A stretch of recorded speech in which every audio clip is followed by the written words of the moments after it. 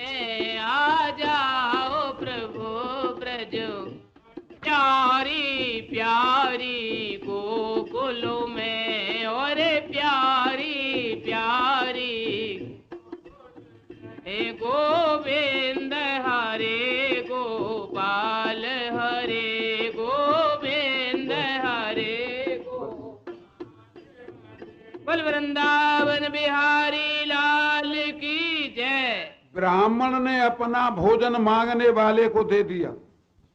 Been करके अन्न लाया जाए, जो किसी के मतलब का नहीं है, उस अन्न से पालन किया जाए और मांगने पर वो अन्न दे दिया जाए। महाराज, उनकी पत्नी, ब्राह्मण की पत्नी ने अन्न को सरका दिया, ये भी दे दो।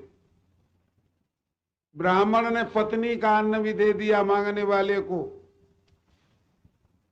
ये अन्न लेकर के बेटा के अन्न पर, बहू के अन्न पर ब्राह्मण ने दृष्टि, मांगने वाले ने दृष्टि की। बेटा ने अपने हिस्सा का अन्न सरका दिया, ये दे दो। ब्राह्मण ने कहा बेटा मुझे अधिकार नहीं है, तू बच्चा है, मैं तुम्हारा अन्न नहीं दे सकता। ब्राह्मण के पुत्र ने कहा पिताजी, माता पिता भोजन न करें और बेटा भोजन कर ले, ये कभी कहीं का लेख नहीं है।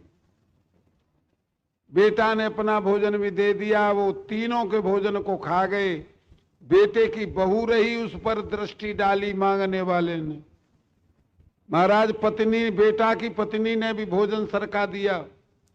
ब्राह्मण ने बहुत मना किया, बेटी नवीन आयु है तेरी, भूख ज्यादा लगती है, तुम्हारा भोजन नहीं दे सकता। बता दिया हमारे माता पिता भोजन न करें और पति भोजन न करें, मैं नहीं कर सकती। सारा भोजन दे दिया चारों ने। मांगने वाले ने ओक फैलाई कि अब जल पिला दो। जब जल पिलाने लगे तो वहां एक बिबर था, उसमें एक निवला बैठा था। पानी पीने का कुछ जल उस निवला के ऊपर गिरा और वो आधा सोने का हो गया। अब प्रार्थना की निवला ने, तब आकाशवाणी हुई, ये यज्ञ है ब्राह्मण का, इससे बड़ा कोई यज्ञ नहीं होता। आधे सोने के हो गए, तुम कोई और महान पुरुष यज्ञ करेगा, तुम पूरे सोने के हो जाओगे। इसके बाद में महाराजा धर्मराज ने यज्ञ किया। उस यज्ञ में साक्षात कृष्ण अधिष्ठाता थे, भगवान कन्हैया मौजूद थे। बड़े बड़े ब्राह्मण, बड़े बड़े ऋषि, बड़े बड़े राजा महाराजा इकट्ठे हुए। ब्राह्मणों को बड़ी दक्षिणाएं दी गई। यज्ञ पूर्ण हो गया, वो निवला आया। महाराज धर्मराज के यज्ञ में आधा सोने का हो जाऊंगा, एक बार सोने का नहीं हुआ। दक्षिणा लेकर के ब्राह्मण और ऋषि बड़ी ऊंची बात करते जा रहे थे, ऐसा यज्ञ आज तक कोई नहीं हुआ, बड़ा महान यज्ञ हुआ है। उस निवला ने निकल करके कहा क्यों गप मारते हो, ये भी कोई यज्ञ हुआ है। सब आश्चर्य में डूब गए, यज्ञ नहीं हुआ है कि यज्ञ एक ब्राह्मण का हुआ था कुरुक्षेत्र में, मैं आधा सोने का हो गया, इसमें एक बार सोने का नहीं हुआ, काहे का यज्ञ। ध्यान देना आप लोग, गृहस्थी की वृत्ति कितनी उच्च होती है। ये 4 वृत्तियां गृहस्थी की होती हैं। आगे सुखदेव जी ने बताया राजन, 4 वृत्तियां वानप्रस्थी की होती हैं। पहली वृत्ति होती है बैखानस। महाराज दशरथ के मरण में तुलसीदास ने लिखा है ये, बैखानस जे सोचन योगू, तप बिहाय जे भावय भोगू। बैखानस पहली वृत्ति है वानप्रस्थी की। बिना ज्योति बोई भूमि ते फल फूल ला करके पेट भरना, ये पहली वृत्ति है वानप्रस्थी की। दूसरी वृत्ति है बाल खिल्य। नवीन भोजन मिलने पर कुटिया में जो रखा हो सब बांट दिया जाए, ये दूसरी वृत्ति है। वानप्रस्थी की तीसरी वृत्ति है औदुंबर। औदुंबर वानप्रस्थी की उस वृत्ति को कहते हैं सवेरे उठे और जिस दिशा को मुंह हुआ उसी दिशा से फल फूल ला करके और पेट पूर्ति करना, अन्य दिशाओं में चाहे कितने ही फल लगे हों उन्हें नहीं छूना। ये वानप्रस्थी की तीसरी वृत्ति है। चौथी वृत्ति है फेनप। फेनप उस वृत्ति को कहते हैं अपने आप पत्ता फूल गिरे हुए उन्हें उठा करके उदर पूर्ति करना और भगवत आराधन करना, हाथ से नहीं तोड़ना। ये वानप्रस्थी की 4 वृत्तियां होती हैं और 4 ही वृत्ति जो हम कपड़ा रंग के बैठे इनकी होते। अब इन्हें ना सुना मत यही भला है अपनी कमजोरी अच्छों बता में तुम्हें, बात अच्छी न रहेगी। सुखदेव जी ने बताया महाराज सन्यासी की 4 वृत्तियां होती हैं, आपने ये सब सुना होगा। सन्यासी की 4 वृत्तियां, ये महाराज कुटीचक, बहुदक, हंस और परमहंस। कुटीचक उस वृत्ति को कहते हैं शास्त्र की आज्ञा के अनुकूल पति पत्नी पुत्र परिवार का त्याग करके और आश्रम बनाकर आश्रम धर्मों का पालन करना कुटीचक वृत्ति है। बहुदक कहते हैं आश्रम धर्मों से वैराग्य संस्कार पैदा हो जाना, आश्रम भी छोड़ दिए जाएं। आगे तीसरी होती है हंस वृत्ति। हमें कल के प्रसंग में वो बात समझाई थी, परमार्थ का बोध हो और जिन चीजों से परमार्थ का बोध हो उनका आदर और परमार्थ के बोध में रुकावट हो उनका परित्याग कर दिया जाए। परमहंस उस वृत्ति को कहते हैं परमार्थ का ज्ञान हो। और इस परमहंस वृत्ति में ब्राह्मण शूद्र राजा प्रजा स्त्री पुरुष इनका भेद नहीं होता। आपने सुना होगा पहले जमाने में उपनिषदों में कथा आती है, गाड़ी वाला रैक कथा, वो इस वृत्ति में था।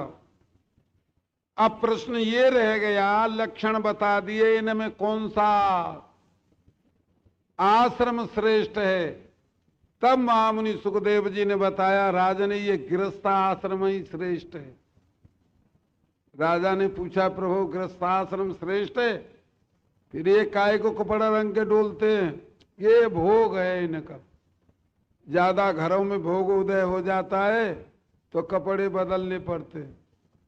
अच्छा गृहस्थी क्यों बड़ा है तो बताते हैं, यथा मातर मासरत्य सर्वे जीवन्ति चाश्रमा तथा गृहाश्रमं प्राप्य सर्वे जीवन्ति चाश्रमा।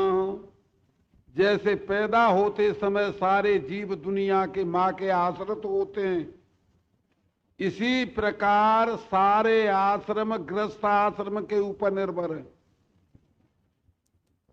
पैदा होते समय सारी दुनिया के जीव जितने भी होते हैं, जलचर थलचर नभचर, ये सारे के सारे माँ के आश्रित होते हैं। ऐसे ये 3 आश्रम गृहस्थ आश्रम के ऊपर निर्भर होते हैं। और जो गृहस्थी अपने आश्रम का पालन करते हैं, गृहाश्रम पुण्यतम सर्वदा तीर्थ बद ग्रहम। अस्मिन् गृहाश्रमे पुण्य दाने देयम विशेषतः। गृहस्थ आश्रम एक तीर्थ होता है जो अपने धर्म का ज्ञान रखता है और धर्म के अनुकूल गृहस्थ आश्रम का पालन करता है, उनके घर ही तीर्थ होते हैं। और सर्वदा उनमें एक और विशेषता होती है, अन्य आश्रमों में नहीं होती। हाथ गृहस्थी का ऐसे होता है, दान करने की विशेषता होती है, शरण देने की विशेषता होती है।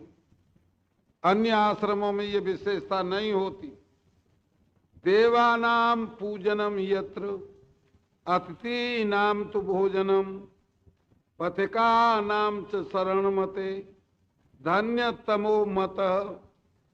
सुखदेव जी कहते हैं देवताओं का जहाँ पूजन होता हो, अतिथियों की सेवा होती हो, भोजन मिलता हो, महाराज ऐसे गृहस्थ आश्रम को तीर्थ कहते हैं, उनको प्रणाम करते हैं।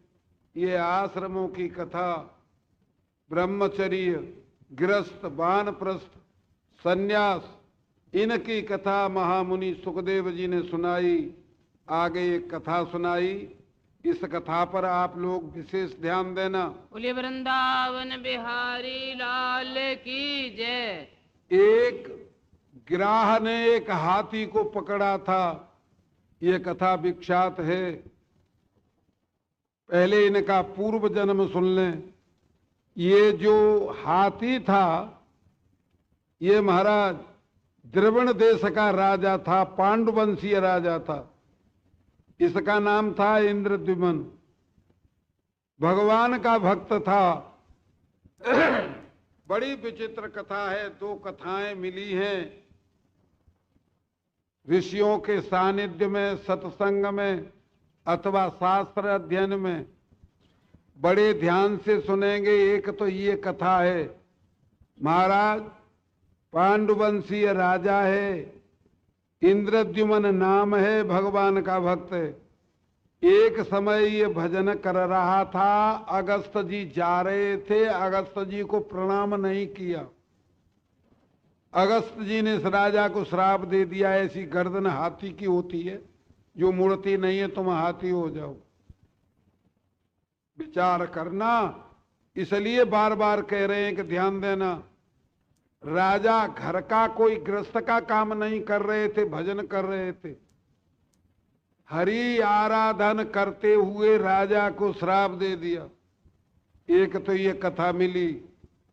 एक रामचरित्र मानस में तुलसीदास महाराज ने लिखी। कागभूषण जी कहते हैं मेरा पहला जन्म आदमी का था। मैं उज्जैन चला गया और वहां एक ब्राह्मण का शिष्य हो गया।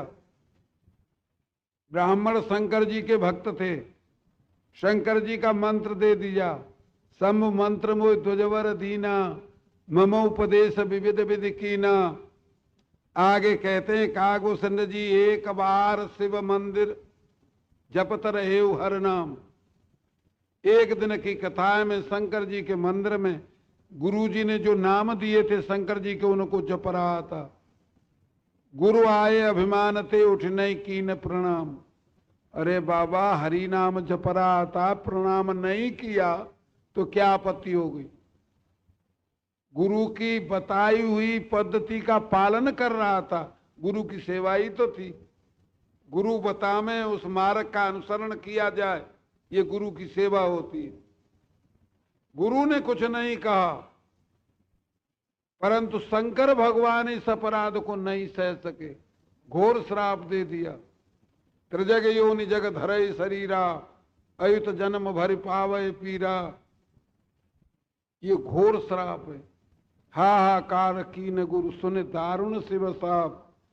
आप लोग अपने अपने हृदय में विचार करो, ऐसा कैसे हो गया। एक मर्यादा है शास्त्रों की, विशेष ध्यान देना। ये बड़े प्रश्न हैं। भजन करते हुए पुरुषों को श्राप लगे। मर्यादा ये सज्जनों, ईश्वर के दो स्वरूप संसार में प्रत्यक्ष हैं, ऐसा ऋषियों का मत है। वासुदेवस्य द्वैरूपे चलम चाचलमेव च, चलम सन्यासिनाम रूपम अचलम प्रतिमादिकम। जैमिनी अश्वमेध यज्ञकार लिखते हैं संसार में भगवान के दो स्वरूप हैं, एक चल और एक अचल। चल तो रूप परमात्मा का, ये सारे संत हैं जो विश्व में संत हैं, ये भगवान का चल रूप है। और अचल रूप भगवान का मंदिरों में है, जो प्रतिमाएं हैं। नियम ये है सज्जनों, चल रूप परमात्मा का प्राप्त न हो तब तक अचल रूप की सेवा पूजा उपासना करे। चल रूप प्राप्त हो जाए तो उस उपासना का परित्याग करके चल रूप परमात्मा की सेवा पूजा उपासना करनी चाहिए। बस यही अपराध हुआ, शास्त्र आज्ञा का उल्लंघन दोनों जगह हुआ।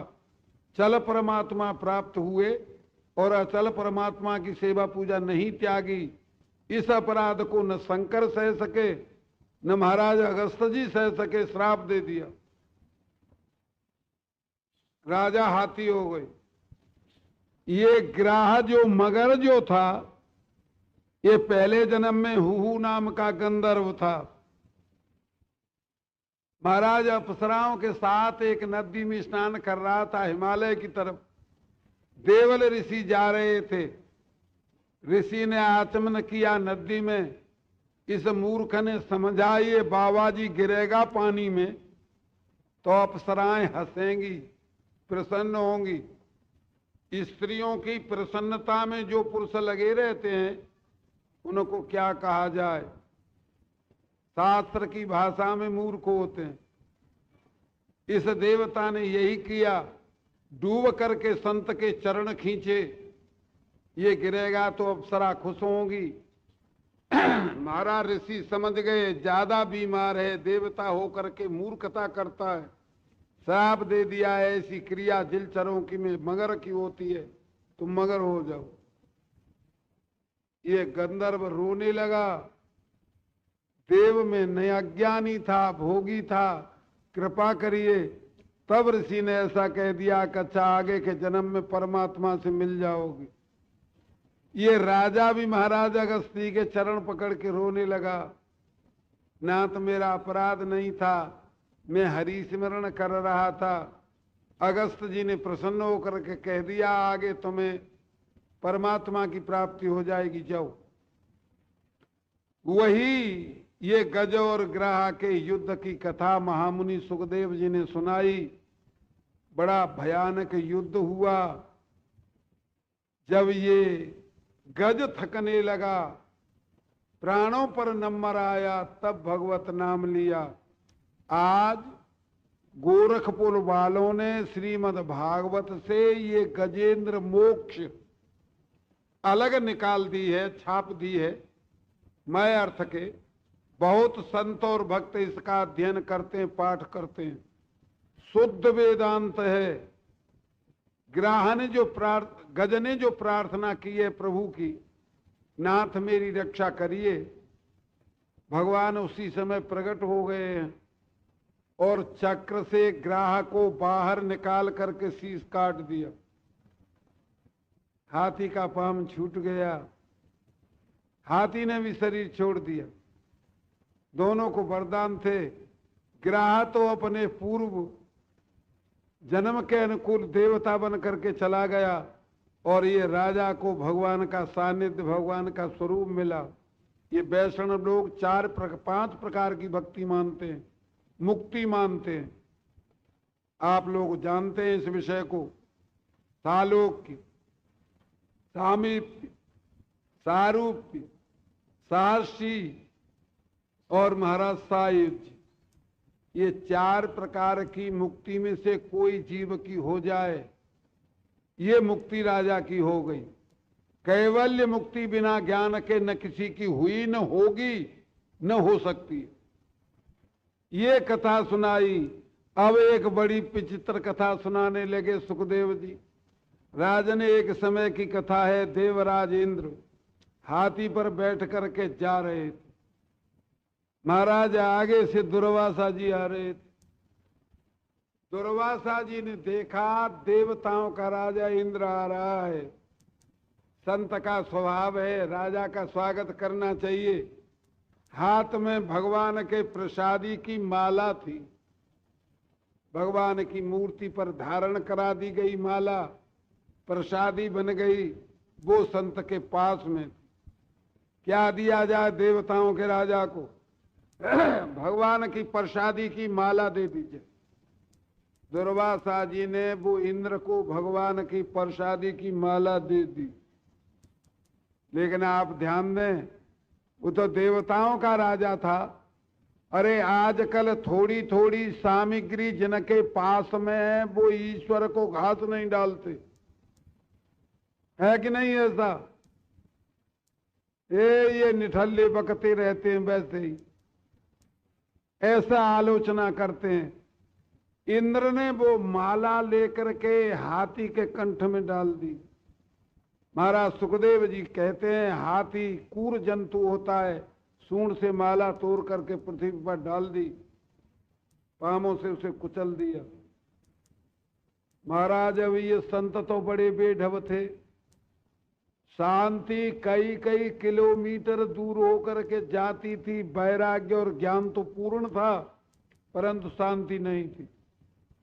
बड़ा भारी क्रोध आया कि अच्छा भगवान की प्रसादी को तुमने ऐसे कुचलवा दिया इस हाथी से। तू जिस श्री में अंधा होकर के ये व्यवहार कर रहा, हम श्राप देते हैं ये सारी श्री तेरे पास से चली जाएगी। अब क्या था, ऋषि का श्राप, सारी संपत्ति जाने के ठाट बन गए। महाराज शुक्राचार्य को पता चल गया। शुक्राचार्य जी ने अपने शिष्यों को, दैत्यों को आज्ञा दे दी, देवताओं का बल काम नहीं आएगा, संत का श्राप है, चढ़ाई कर दो। दैत्यों ने चढ़ाई कर दी। उस समय दैत्यों के बड़े अधिष्ठाता महाराज बलि थे, प्रहलाद के नाती राजा थे दैत्यों के। इंद्रासन को दैत्यों ने छीन लिया, सारी संपत्ति इंद्र से छिना ली। महाराज देवता सुख संपत्ति से रीते हो गए। आप ऐसा मत समझ लेना, आप भी बहुत सज्जन ऐसे होते हैं, शंकर जी के मंदिर हैं, ठाकुर जी के मंदिर हैं, भगवान के स्नान का जल जिस मोरी से निकलता है उसे लांघते नहीं है। भगवान के ऊपर जो फूल चढ़ाए जाते हैं उन्हें सुरक्षित रखते हैं। और कभी कोई सज्जन किसी नदी के पास जाते हैं तो नदी में बहा दिए जाते, गंगा यमुना में अथवा और कोई नदी में। ये उत्तराखंड में जो भगवान की प्रार्थना चलती है जिसे शिव महिमन कहते हैं, इसकी कथा आप लोगों ने सुनी होगी। एक राजा ने एक बड़ा भारी बगीचा लगाया था, सारे उत्तराखंड में यही प्रार्थना है, सब संत बोलते हैं। ऋषिकेश हरिद्वार से आगे यही प्रार्थना, जिन्हें याद है शिव महिमन मंत्र है ऐसा, महेशा ना परो देवो महिमनो ना परा स्तुति, अघोरा ना परो मंत्रो नास्ति तत्वम गुरु परम। कहते हैं शंकर जी के समान कोई देवता नहीं है, शिव महिमन के समान भारत में कोई स्तुति नहीं है, और ये ओम के समान कोई मंत्र नहीं है, और गुरु के बराबर कोई तत्व नहीं है। ये शिव महिमन की कथा जो है इसी प्रकार है। एक राजा ने एक बगीचा लगवाया था, उस समय बड़े भारी फूल लगते थे। एक गंधर्व आता था पुष्पदंत नाम का, वो राजा के बगीचा से फूल लेकर के और आकाश में देवलोक में पहुंचा देता था, किसी को दिखता नहीं था।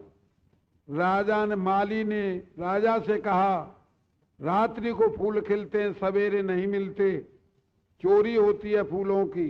राजा ने बड़े बड़े उपाय, सेना लगा दी, लेकिन ये गंधर्व किसी को दिखता नहीं था, ये चोरी नहीं रुकी। राजा बड़ा परेशान हुआ। राजा ने किसी महान पुरुष से पूछा, मेरे बगीचा से फूलों की चोरी होती है, चोरी नहीं रुकती, चोर का पता ही नहीं चलता। वो बड़े सज्जन थे, मार्मिक बातों को जानते थे। उन्होंने कहा शंकर जी के ऊपर फूल चढ़ाओ और उन फूलों को बगीचा में उतरका दो, आज ही पता चल जाएगा चोर का। राजा ने ऐसा ही किया, शंकर जी की मूर्ति पर फूल चढ़ाए और वो बगीचा में बिखरवा दी। रात को ये पुष्पदंत नाम का गंधर्व आया, विमान से उतरा, फूल के ऊपर पाम पड़ गए, सारी शक्ति प्रतिहत हो गई। फूल चुन लिए, विमान में बैठा, विमान उड़े ही नहीं। बड़ा ध्यान हुआ, ये क्या हो गया, विमान कैसे नहीं उड़ता। ध्यान दिया, फूल बिखरे हुए थे, बड़ा चतुर था, ये समझ गया मेरे इष्ट देव के ऊपर फूल चढ़ा करके किसी चालाकन बिखरवाए ये। तब शिव महिमन की स्तुति, करीब 42 मंत्र हैं इसमें, बड़ी सुंदर धुनी है, बड़ी सुंदर स्तुति है, सारे उत्तराखंड में यही चलती है।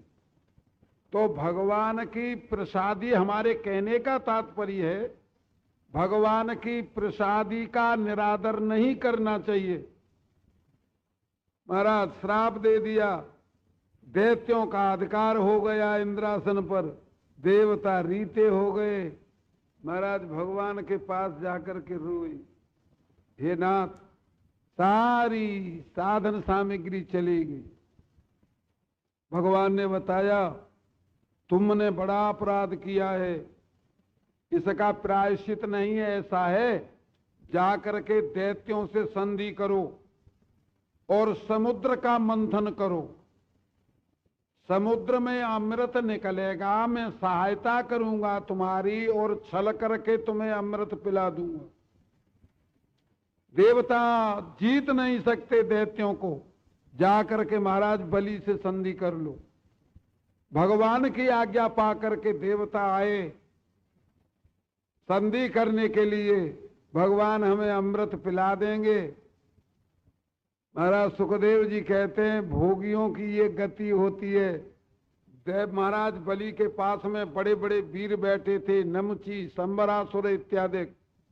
देवताओं को आते हुए देखा तो कहा राजन ये देवता सामने से नहीं लड़ते, ये हमारे पास आ रहे हैं, आपकी आज्ञा हो जाए तो जेल में बंद कर दो। महाराज बलि ने मुस्का करके कहा देवता लड़ने की नीयत से नहीं आ रहे, हाथ में हथियार नहीं। चुप हो गए। इंद्र ने आकर के भगवान की आज्ञा सुना दी। भगवान ने ये आज्ञा दी है हम और आप मिलकर के समुद्र मंथन करें, समुद्र से रत्न अमृत निकलेगा, हम और आप आधा आधा पी लेंगे। महाराज बलि ने स्वीकृति दे दी, ऐसा ही करिए। पास में जो दैत्य बैठे थे उन दैत्यों ने कहा बड़ी सुंदर कथा रही, आधा आधा अमृत जब होगा जब हमारी भुजाओं में बल न होगा। अरे अमृत निकले तो सही। सुखदेव जी कहते हैं बेईमानी की नियत जिनकी होती है उन्हें दैत्य कहते हैं। महाराज यही उपाय हुआ, भगवान ने बता दिया। सारे देवता और दैत्यों ने जाकर के मद्राचल पहाड़ को उखाड़ लिए। सुखदेव जी कहते हैं ला नहीं पाए, भगवान को याद किया।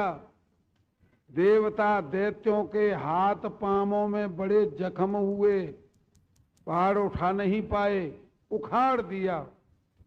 भगवान गए, एक हाथ से पहाड़ को उठाकर गरुड़ की पीठ पर रखा और समुद्र तक ले आए। जब समुद्र में इस पहाड़ को छोड़ा तो ये अपाततः महाराज समुद्र में प्रवेश कर गया। सारे हैरान हो गए, समुद्र से पहाड़ को कौन निकाले।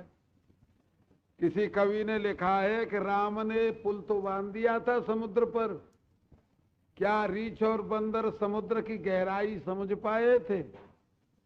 गहराई पूछनी हो तो मद्रासल से पूछिए, वो सारा का सारा समुद्र में डूब गया। तब भगवान ने एक स्वरूप धारण किया, ध्यान देना। कृत्वा बपू कच्छप मदभूतम महत प्रवस्यतोयम गिरिमुज्जहार। एक सुंदर कच्छप रूप धारण किया। एक संत कहा करते थे भगवान के शर्म और इसका तो कोई नाम है नहीं, सुअर के बेटी बेटा बन जाए, कछवा के बेटी बेटा बन जाए, मच्छी के बेटा बेटी बन जाए, चाहे जो बन जाए, और महाराज काठे माँ बाप बना ले। अभी सुना है क्या है, नरसिंह भगवान खम्मते पैदा हुए। अच्छा, क्यों? सर्वरूप वो हैं, उनसे कोई कण खाली नहीं है। महाराज कच्छप भगवान बन करके पहाड़ को ऊपर उठाया, मथन करने के योग्य हो गया। बड़े खुश हुए दैत्य और देवता। बांसुकी नाग की नेति बनाई गई। भगवान ने स्वरूप धारण करके देवताओं से कहा, एक बार फन पकड़ लो। ये दैत्यों के छलने की युक्ति है।